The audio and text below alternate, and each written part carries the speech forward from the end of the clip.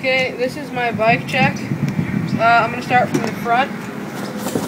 ODI grips, Primo brake lever, Odyssey linear brake cable, stock stem, stock frame, stock forks. They're from the Mirraco Debut. I do not recommend buying that bike. It's not a very good bike.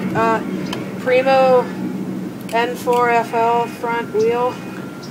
And then I got Odyssey Aaron Ross tires, Sunday cranks, Odyssey pedals, a Colt chain, and a Colt back wheel. So that's pretty much it. Oh, and I have a Primo seat and a Colt seat post.